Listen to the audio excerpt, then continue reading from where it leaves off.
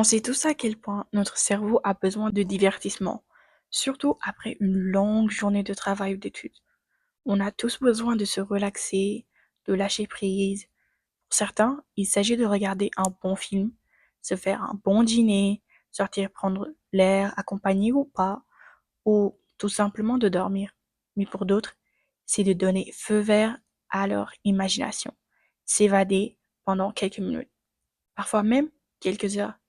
Et c'est toujours le même rituel. On s'enferme dans une pièce, on met nos casques ou nos AirPods, on cherche la chanson parfaite, puis on appuie sur play et on monte le volume à fond. Et là, c'est parti. On laisse notre imagination prendre le dessus. On se crée des scénarios peu crédibles, mais amusants. Ça stimule notre créativité d'un niveau qu'on n'aurait jamais espéré. Rien de mal à ça, n'est-ce pas? Si c'est juste de temps en temps, alors oui, c'est juste pour le fun. Mais quand cela devient une partie importante de notre quotidien, alors là, quelque chose ne va pas. Comme les Français le disent, il y a anguille sous roche. Ce n'est plus seulement de la détente, ce n'est plus vraiment de la créativité, mais malheureusement, c'est peut-être un trouble psychologique.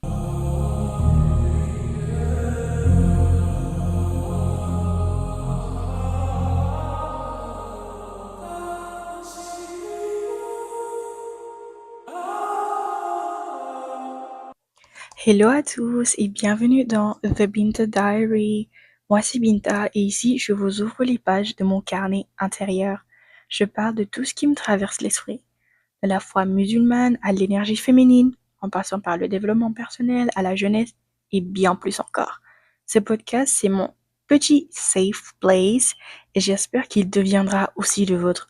Un espace où l'on peut simplement écouter, réfléchir, sourire ou même se remettre en question, sans pression et surtout sans jugement. Alors, installe-toi confortablement, fais comme chez toi et bienvenue dans mon monde. Alors, pour l'épisode d'aujourd'hui, je sais que l'intro a l'air un peu confus et bizarre. En même temps, on parle de troubles psychologiques, c'est un peu bizarre. Alors, restez avec moi, je vais tout vous expliquer.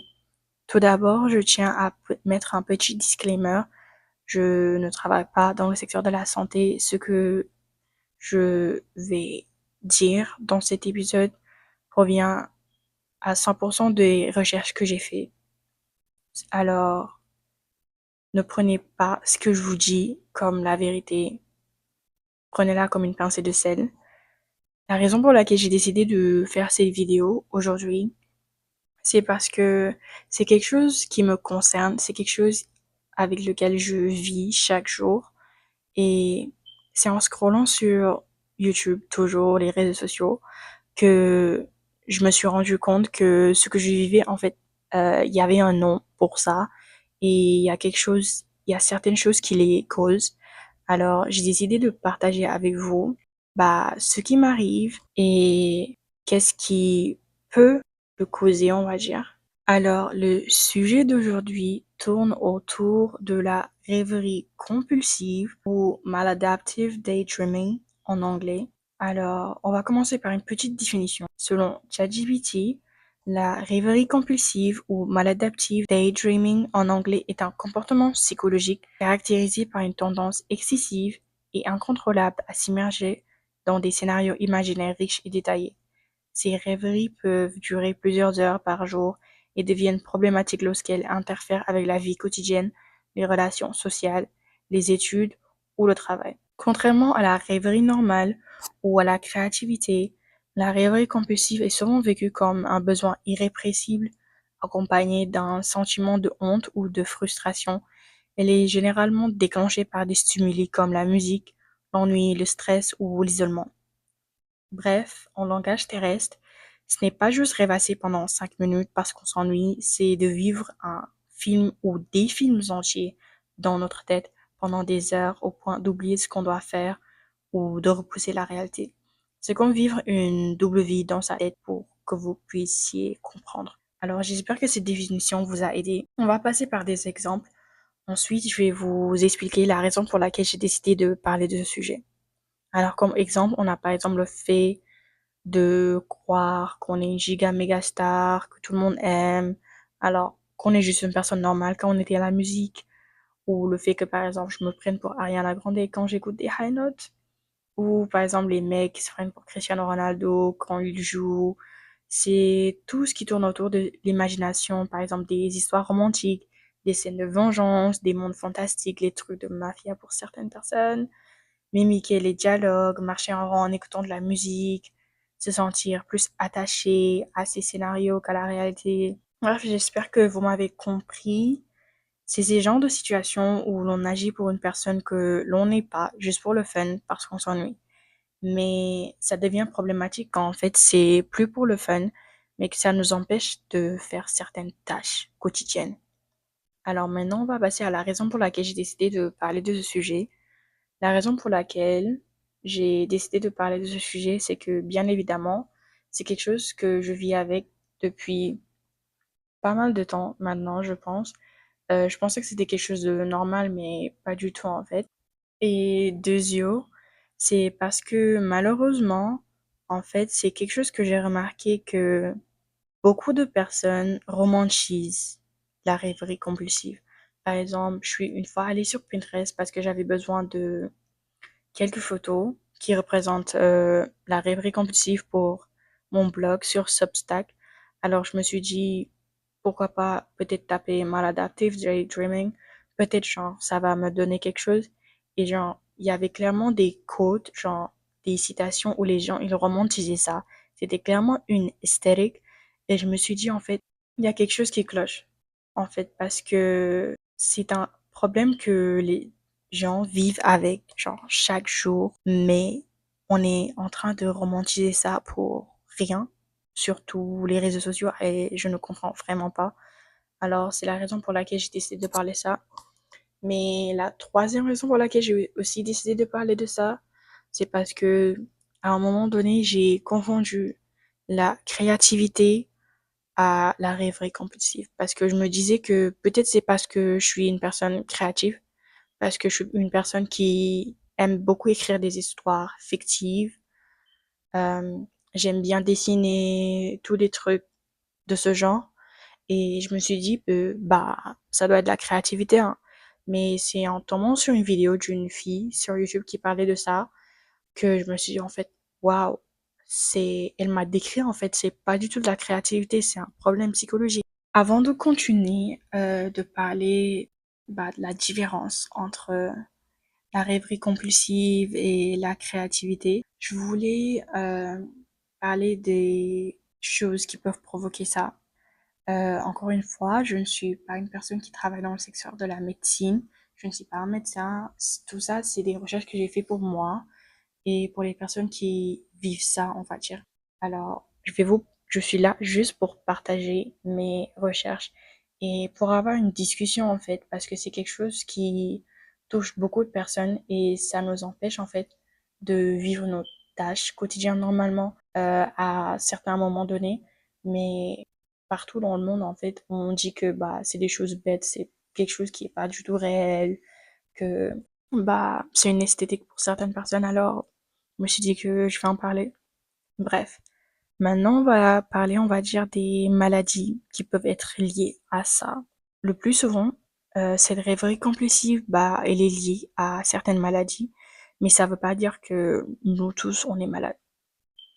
Pour certains c'est pour le fun, pour d'autres c'est une maladie, pour d'autres on sait pas. Alors prenez ce que je vais vous dire avec une pincée de sel.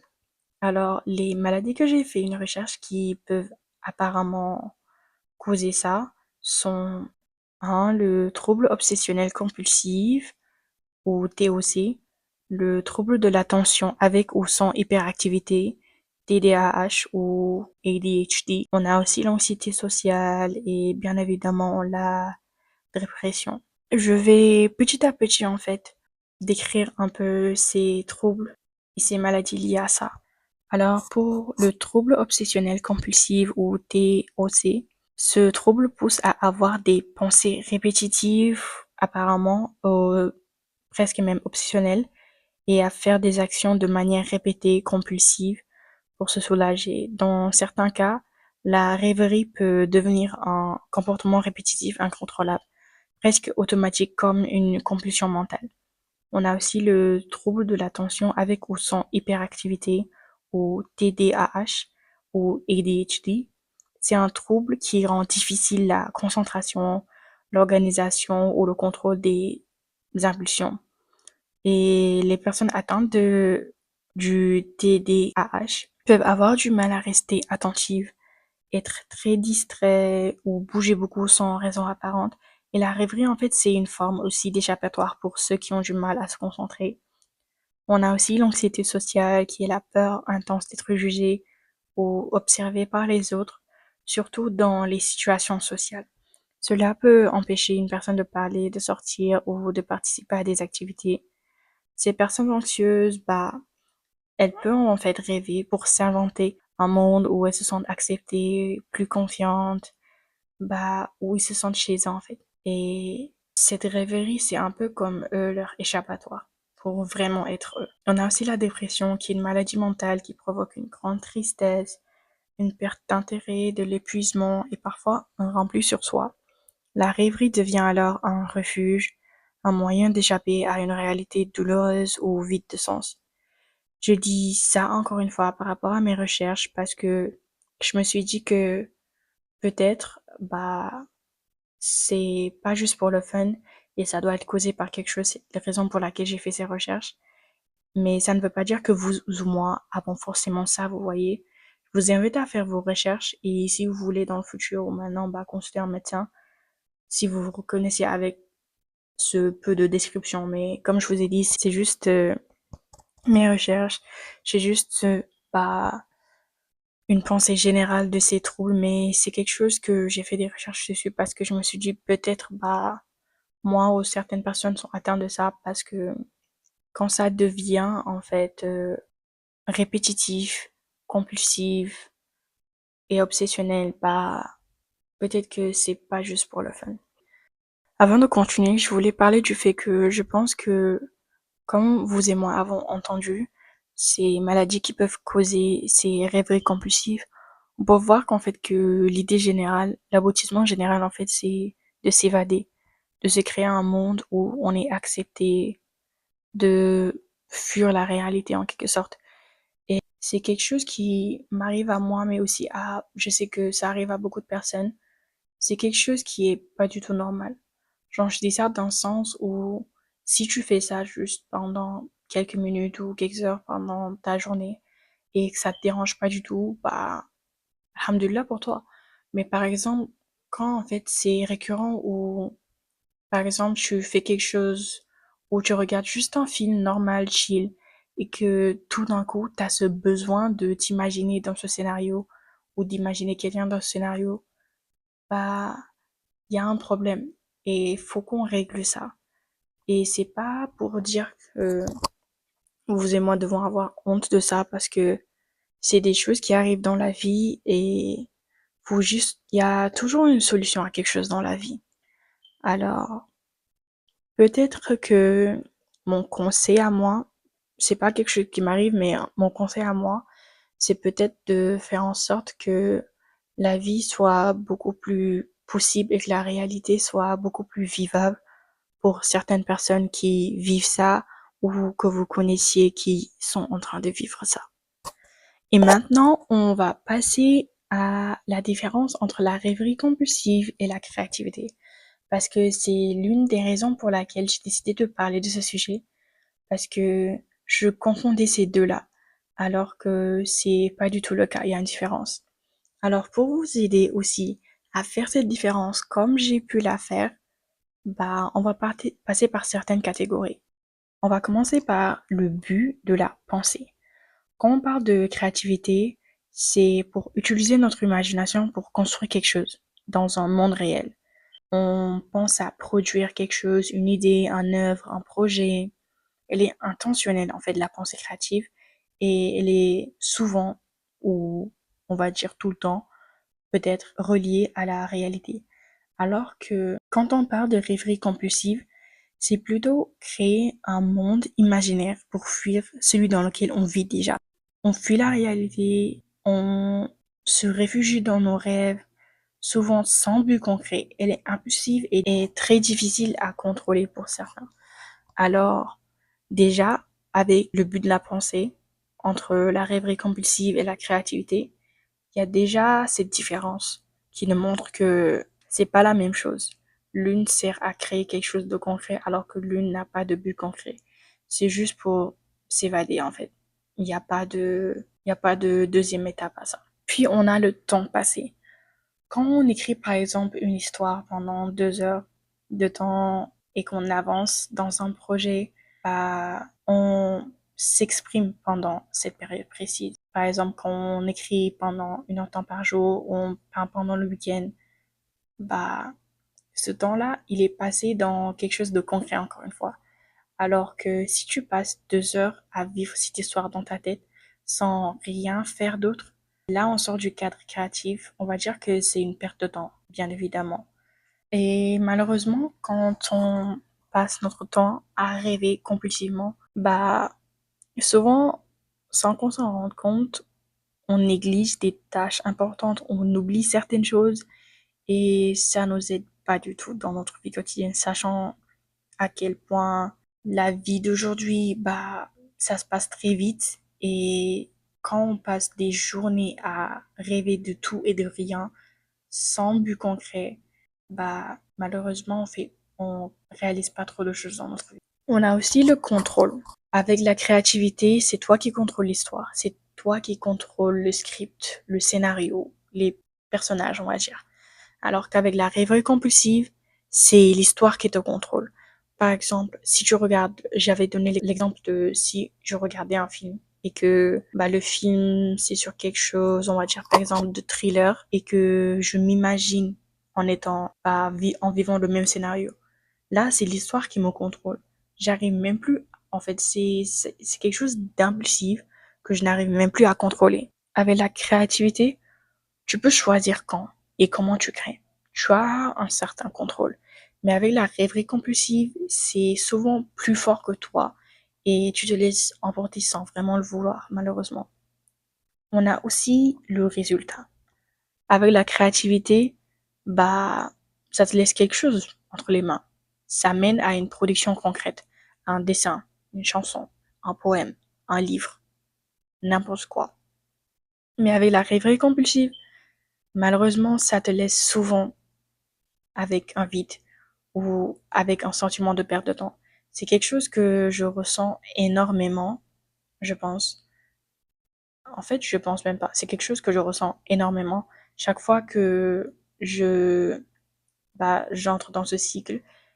Quand je finis, je me dis, en fait, j'ai perdu tellement de temps pour rien. J'aurais pu passer ce temps, par exemple, à continuer mon livre, à écrire un nouveau script pour mon podcast. Genre, il y a tellement de choses que j'aurais pu faire, mais je les ai pas fait. Et il y a rien de tangible à la fin. C'est juste un moment d'évasion. Et malheureusement, après ça, c'est suivi de culpabilité. Parce que tu te dis que il y a tellement de choses que tu aurais pu faire, mais tu les as pas faites. Parce que, bah, ton esprit n'était plus là. Tu n'avais plus le contrôle. Et c'est pas quelque chose de mal. Parce que c'est pas de notre faute en soi. C'est quelque chose qui, malheureusement, on s'est habitué avec. Et c'est quelque chose que l'on peut enlever. Remind, rien n'est impossible dans cette vie. Encore une fois. On peut tout enlever. On peut tout recommencer à zéro. On a aussi l'émotion ressentie après. Comme je l'ai dit, avec la rêverie compulsive, ça se finit la plupart du temps avec des regrets, de la culpabilité. Alors, avec la créativité, ça te donne de l'énergie, tu te sens fier, productif, satisfait, alors que, bah, avec la rêverie compulsive, t'es frustré, t'es triste, t'es coupable. Surtout si tu repousses des tâches ou des obligations très, très, très importantes. C'est Je sais même pas en fait combien de fois j'ai repoussé des révisions pour des tests qui étaient très très importants pour rien en fait. Je suis juste dans ma chambre, euh, j'ai mes casques sur mes oreilles, j'écoute certaines choses, je regarde un film, je laisse mon esprit s'évader alors que j'ai un examen dans quoi 2, 3 jours et je dois réviser alors que je n'ai rien encore révisé. Ne vous inquiétez pas, vous n'êtes pas seul dans ça. Alors c'était, on va dire, tout pour la différence entre la rêverie et la créativité. Comme vous pouvez le voir et comme je peux le voir aussi, il y a vraiment une différence. Avec la créativité, il y a le but de créer quelque chose, la satisfaction qui vient avec l'énergie qu'on met dedans, le temps qu'on passe dedans. Alors qu'avec la rêverie compulsive, il n'y a rien de concret, on perd du temps pour rien, on n'a pas le contrôle et à la fin, on culpabilise d'avoir perdu tellement de temps qu'on aurait pu passer dans des choses beaucoup plus importantes. Et avant de terminer l'épisode d'aujourd'hui, on va parler de solutions à ce souci ou de début de solution, on va dire, parce que c'est pas quelque chose de facile, personnellement, à se détacher et d'arrêter. Et ne vous inquiétez pas, vous n'êtes pas seul. Je suis là, je vis ça chaque jour, alors vous n'êtes pas seul. We're together in this, so don't worry. Alors pour les solutions, on a premièrement la phase, je pense, la plus importante, c'est bien évidemment de prendre conscience du problème. Comme chaque problème, faut qu'on prenne conscience. Faut reconnaître que ce n'est pas juste de l'imagination normale. Parce que quand ça prend le contrôle au-dessus de nous et que ça dérègle notre cycle de vie, ce n'est plus normal.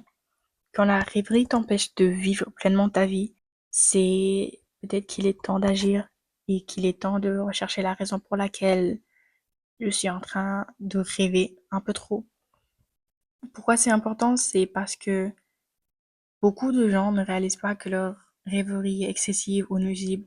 Je pense que j'aurais fait partie de ce cadre si je n'étais pas tombée sur cette vidéo, je pense vraiment. On a aussi le fait d'identifier les déclencheurs. Là, c'est un peu une phase où on joue les docteurs avec nous-mêmes. On essaie de repérer ce qui déclenche ces rêveries. Est-ce que par exemple c'est causé par le fait que j'écoute une telle musique, une telle chanson, ou c'est parce que je suis seule dans ma chambre, une émotion particulière, euh, des causes, un temps, par exemple, le temps qu'il fait dehors, n'importe quoi en fait. Faut connaître les déclencheurs, ça nous aide à mieux se préparer à les éviter ou à les gérer. Troisio, il faut remplacer la rêverie par des activités concrètes. Je pense que cette partie, c'est essayer de canaliser, on va dire, notre imagination autrement. Par exemple, au lieu de rêver dans notre tête, bah, par exemple, le scénario qu'on s'écrit dans notre tête, bah, ce scénario, peut-être qu'on peut écrire ça en livre. Et c'est quelque chose que je suis en train de faire en ce moment. Parce que je suis quelqu'un qui, personnellement, j'aime bien écouter de la K-pop. Pas de jugement, s'il vous plaît, chacun son genre.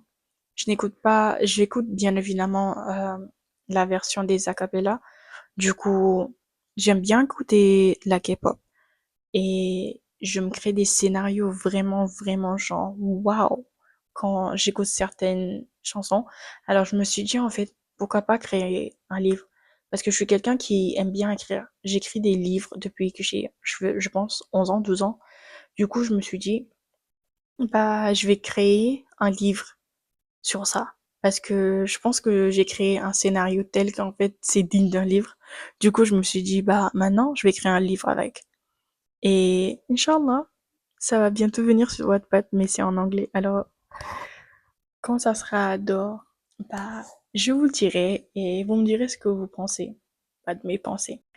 Par exemple, au lieu de rêver dans notre tête, comme je l'ai dit, écrire le scénario, le transformer en un poème, si vous êtes quelqu'un qui aime bien la poésie, en bande dessinée ou en vidéo. En fait, le truc, c'est d'utiliser cette imagination comme une force. Par exemple, l'écriture, le dessin, le sport, les journaux intimes, la marche, la cuisine, la prière, les lectures, etc. On va dire que c'est... En fait, j'ai pensé à quelque chose, je me suis dit, on va dire que c'est rediriger notre chakra. Je sais même pas pourquoi j'ai pensé à Naruto. Je sais vraiment pas. Mais faut rediriger cette imagination à un point où ça nous servira à quelque chose. Et avec ça, bah, on aura quelque chose de concret et on aura passé notre temps à nous dire que, bah, voilà, pour une fois, en fait, j'ai mon imagination m'a servi à quelque chose de vraiment, vraiment wow. Et quattro, il est temps de limiter les moments à risque. Si tu sais par exemple que tu te perds dans tes pensées quand tu mets tes écouteurs, essaie de réduire ce temps ou de changer le style de musique. Ou bien parfois, genre quand tu sors et que tu as l'habitude de sortir avec tes écouteurs, bah laisse tes écouteurs chez toi. Genre sors et écoute, genre le monde, écoute le monde. Occupe ton corps, ton esprit avec des tâches concrètes. Par exemple, évite d'écouter de la musique seule pendant des heures. Occupe tes mains, reste dans des espaces partagés, ou bien fais des activités avec tes amis, par exemple la peinture. Il y a tellement de choses à faire, mais c'est juste qu'en fait, on est tout le temps en train de rêver, du coup, on oublie que bah, le monde, il y a tellement de choses à faire. On a aussi le fait de se fixer une routine claire.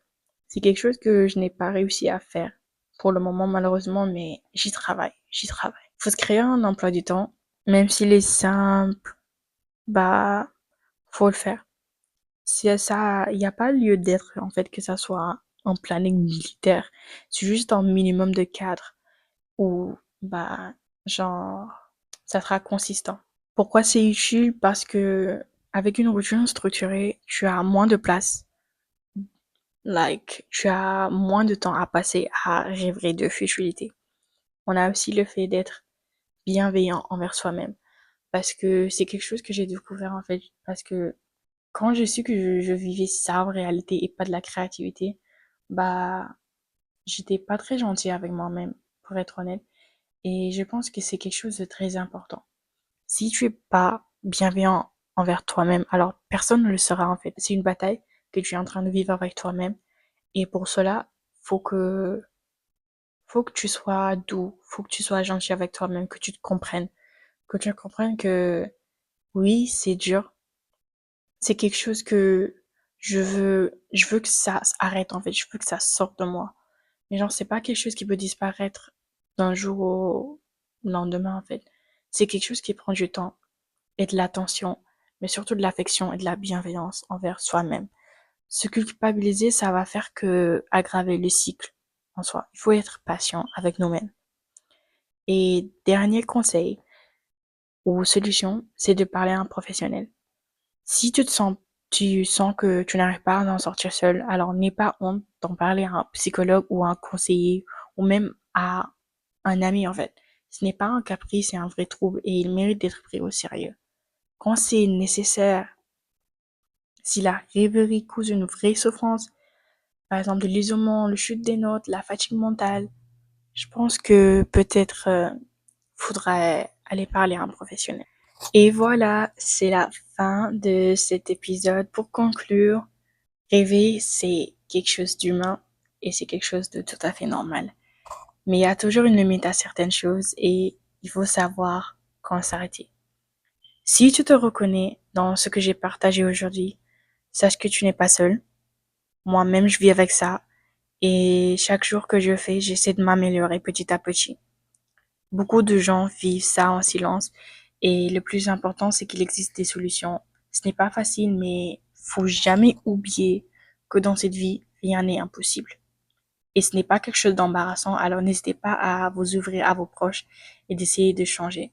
Merci encore une fois de m'avoir écouté avec cet épisode et j'espère que vous avez bien aimé. Je pense que c'est l'un des épisodes où, sinon le seul épisode où j'ai été ouvert à ce point à propos de ma vie, mais bon, on a dit qu'on allait être ouvert, que c'est un carnet intérieur, alors merci de m'avoir écouté encore une fois. Prenez soin de vous et n'oubliez pas, notre imagination est une force. Il suffit juste à apprendre à la diriger au bon endroit. Comme je l'ai dit avant, faut apprendre comment diriger ou rediriger ce chakra au beaux endroits. Je sais vraiment pas pourquoi je pense à Naruto en vrai. Bref, à bientôt et on se voit au nouvel épisode, Inch'Allah. Prenez soin de vous. Bye bye.